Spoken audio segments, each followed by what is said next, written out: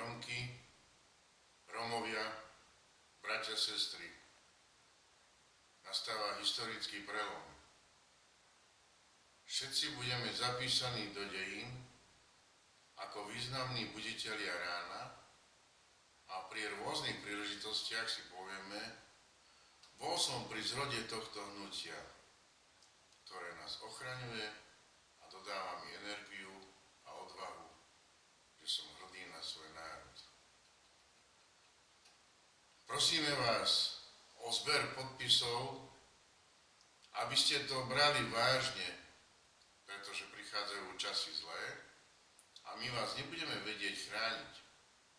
Budeme môcť vás chrániť z pozície politického hnutia. Myslíte na to, drahí naši. Po rokoch, ktoré sme prežili s vami, a vy ste nás žiadali, aby sme niečo robili, a teraz po zhoršujúcej situácii sa vo svete nás žiadate ešte viac. Tak sme sa rozhodli vyhovieť vám. Zakladáme politické hnutie, ktoré by malo predovšetkým slúžiť vám, ktoré by malo nás chrániť, brániť našu hrdosť a česť. Ale bez vás nemáme šancu. Musíme to robiť spoločne, ako jeden celok, ako jedna rodina, celé spoločenstvo ľudí s dobrým srdcom. Bez vás by sme to samozrejme nezvládli. Dostávame aj podporu od slovenských Rómov z Čiech a odtiaľ nám posielajú petičné hárky Rómovia. Pripájajú sa osobnosti z celého Slovenska. Dnes som hovoril cez Skype s Rómami, ktorí žijú v Írsku, ktorí žijú v Anglicku. Pozdravujú vás všetkých na Slovensku. Sú s nami, držia nám palce, fandia nám a pošlú nám súhlas so založením politického hnutia CDU vo forme podpisov.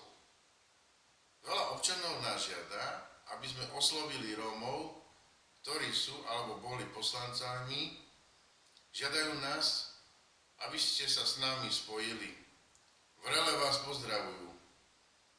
Veľa občanov nás žiada, aby sme oslovili rómskych starostov, rómskych poslancov, aj kandidátov, ktorí zatiaľ neúspeli vo voľbách, aby sme sa spojili, aby ste spolupracovali na zakladaní nového hnutia a aby ste sa stali členmi tohto hnutia. Niektorí sa zamýšľali nad tým, že prečo sa nespoja už politické subjekty, ktoré existujú, a nakoniec si sami zodpovedali, že sa to skúšalo x rokov, ale sa to nepodarilo. A aj nám porozprávali, že prečo.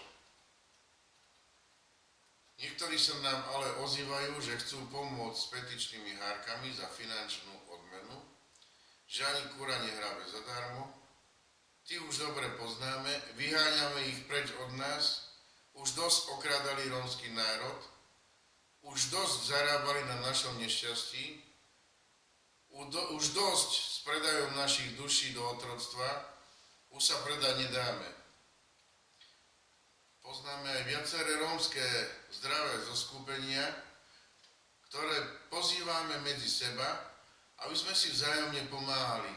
Sú to funkčné občianske združenia, ktoré prosíme o pomoc a podporu s cestou Drom, Útom sme povedali všetko. Cesta Drom je priama a práva.